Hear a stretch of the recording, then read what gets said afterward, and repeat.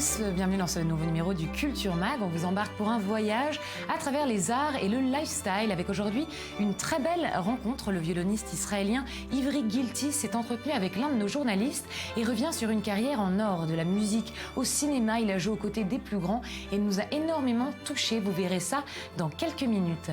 Puis au cœur des commémorations de la fin de la Première Guerre mondiale, nous vous raconterons aussi l'histoire d'un soldat qui rappelle curieusement l'histoire du très célèbre film de Steven Spielberg, Il faut sauver le soldat Ryan.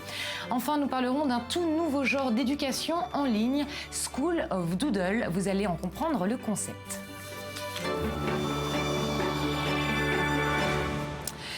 On commence avec cette nouvelle dans le monde fantastique de Tim Burton. Un curieux personnage va s'inviter. Il s'agit de l'acteur Sacha Baron Cohen, rendu célèbre par son incarnation du très controversé Borat, ou encore son rôle de dictateur. L'acteur-réalisateur britannique incarnera le temps dans le nouveau volet de Alice au Pays des Merveilles, aux côtés de Johnny Depp, Anne Hathaway et Helena Bonham Carter. Le film a sa sortie prévue pour le 27 mai 2016.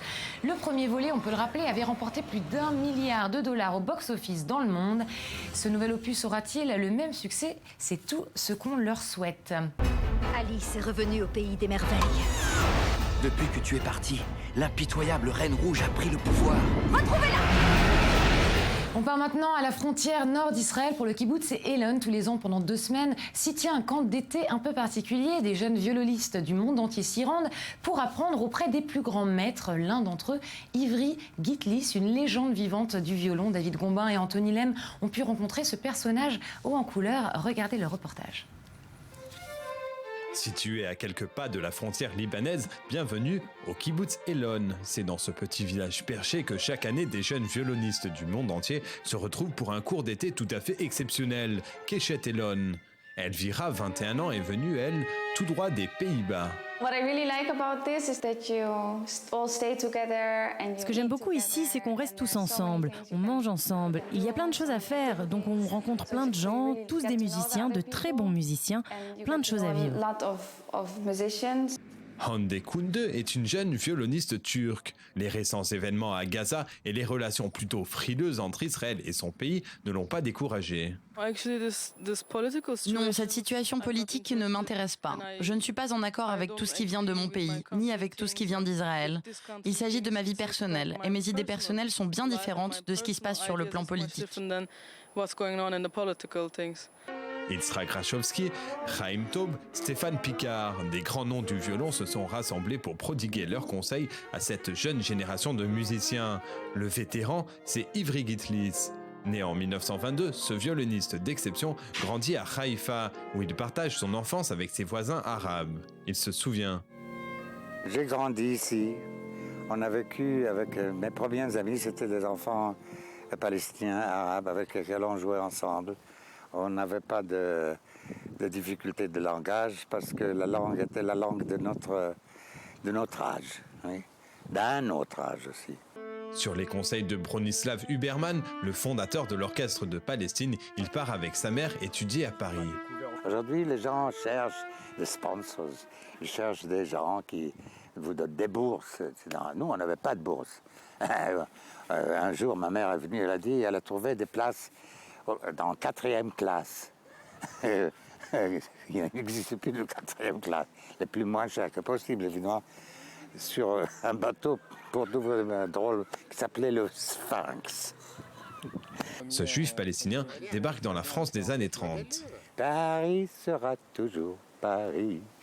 En 1935, il reçoit le premier prix du Conservatoire de Paris. Sa carrière est lancée.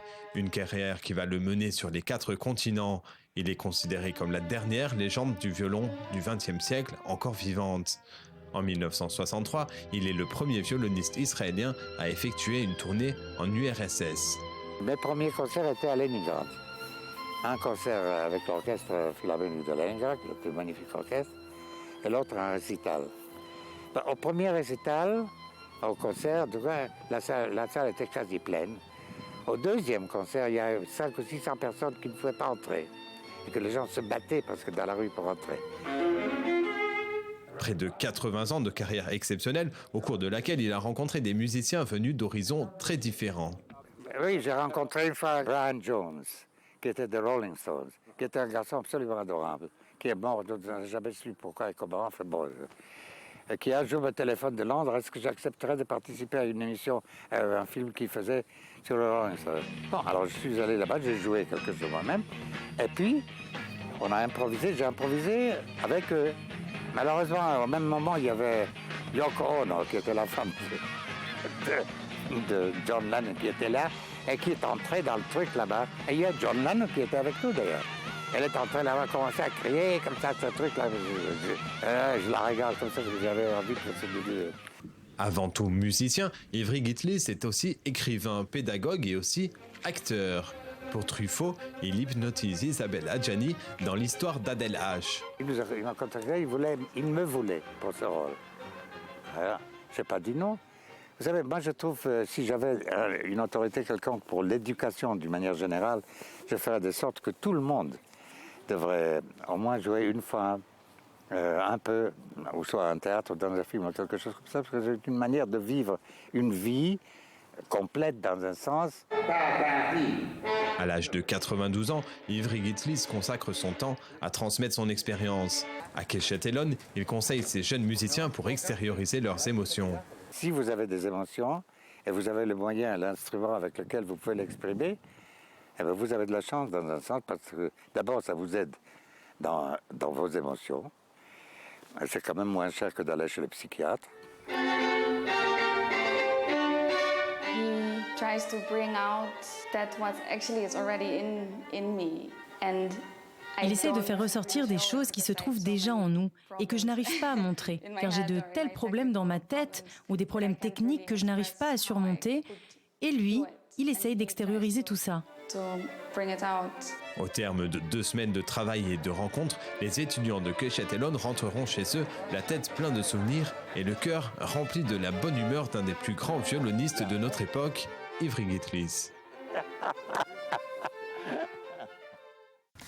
Le règne du tout numérique n'a pas encore sonné. Plusieurs grands réalisateurs américains ont entamé une rébellion contre la tendance des grands studios à ranger les pellicules argentiques au placard. Quentin Tarantino, Martin Scorsese, Christopher Nolan et bien d'autres se mobilisent pour soutenir la marque Kodak, en faillite depuis 2012. Ils sont des anti-numériques convaincus et tourneront leur prochain film sur pellicule. Cette bataille est un sujet brillamment mis en avant dans un documentaire du réalisateur Christopher Kinnelly, dans lequel Keanu Reeves incarne un journaliste taraude par la question des techniques numériques au cinéma. Cette mobilisation devrait permettre à Kodak de reprendre du pied, du moins momentanément, et donner l'envie aux jeunes cinéastes de faire perdurer cette technique cinématographique inimitable. L'argentique n'est pas mort, vive l'argentique et comme dirait Quentin Tarantino, vive le cinéma.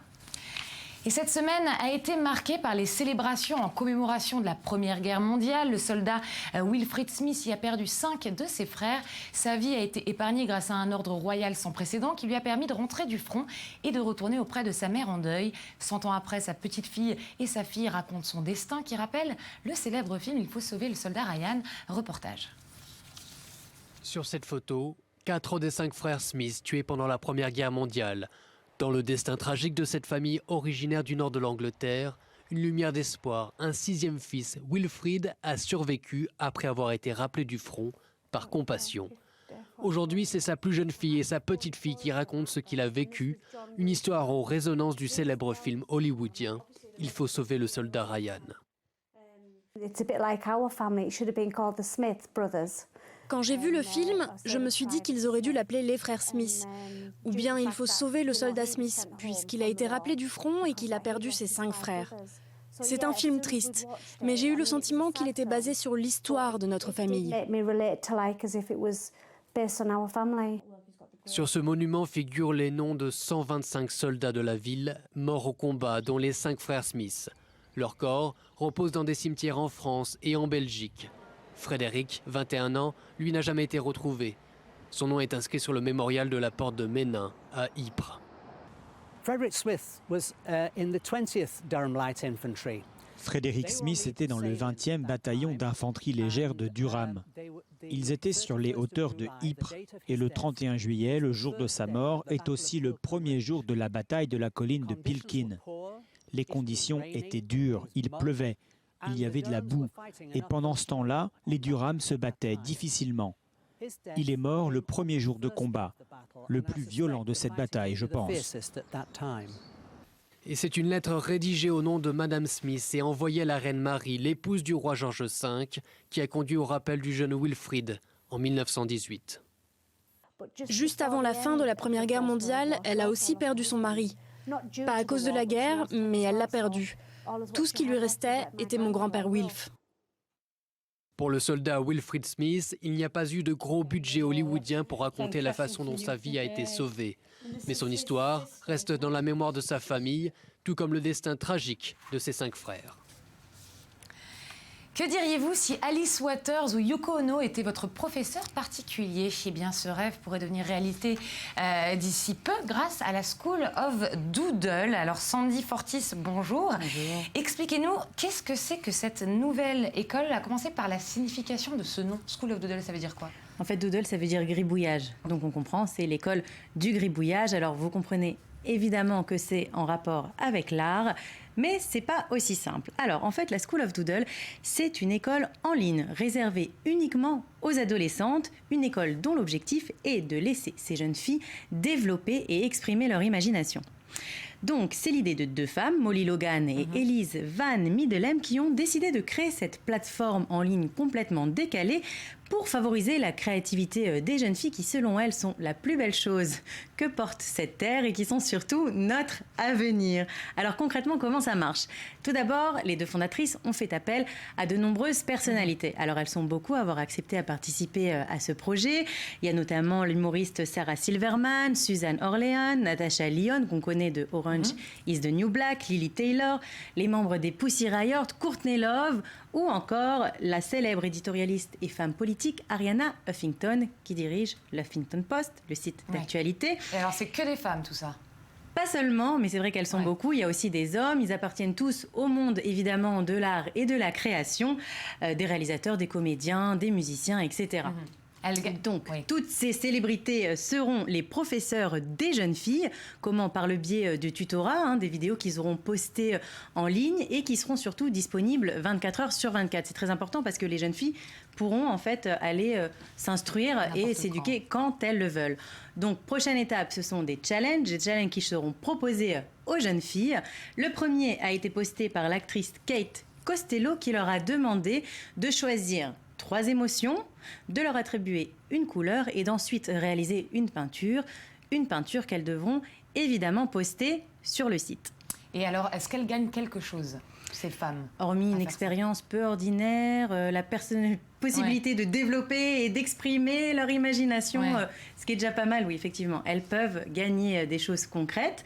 Alors, à chaque fois qu'elles partageront une de leurs créations sur le site, elles vont gagner des doodle dollars. Et avec ces doodle dollars, elles pourront remporter toutes sortes de prix, comme du matériel pour développer leur côté artistique, ou même des voyages, pour l'instant aux États-Unis, puis après, pourquoi pas voir à l'extérieur. Et alors, quand est-ce que c'est disponible? Parce que ça donne envie, on a tout de suite envie de s'inscrire. Effectivement, ce n'est pas encore ouvert évidemment, mais ça ne saurait tarder. Une campagne sur Kickstarter a été lancée en juillet. Kickstarter qui est donc le site de crowdfunding. Voilà, pour collection de fonds de foule. Exactement, et donc leur objectif était d'atteindre 75 000 $ d'ici le 23 août. Mais il se trouve qu'en à peine plus d'une semaine, elles ont quand même déjà réussi à récolter la totalité de cet argent. Elles se sont donc fixé un nouvel objectif de 125 000 $. Pour l'instant, ils ont récolté 90 000. Mais quoi qu'il en soit, l'école devrait être active en ligne d'ici fin 2014. Et je pense que vu comme c'est parti, on va entendre parler d'elle. Exactement. Et surtout des personnes, en fait, je pense que les jeunes filles qui auront participé à tout ce programme vont elles aussi faire parler d'elles. Merci beaucoup, Sandy Fortis. Voilà, on va se quitter d'ailleurs sur ces images très impressionnantes d'un petit prodige de la batterie. Il a à peine 3 ans, Sandy. Et voilà, c'est la fin de notre Culture Mag. Retrouvez-nous demain, enfin ce week-end, et puis la semaine prochaine, à la même heure. D'ici là, bon retour sur la planète Terre.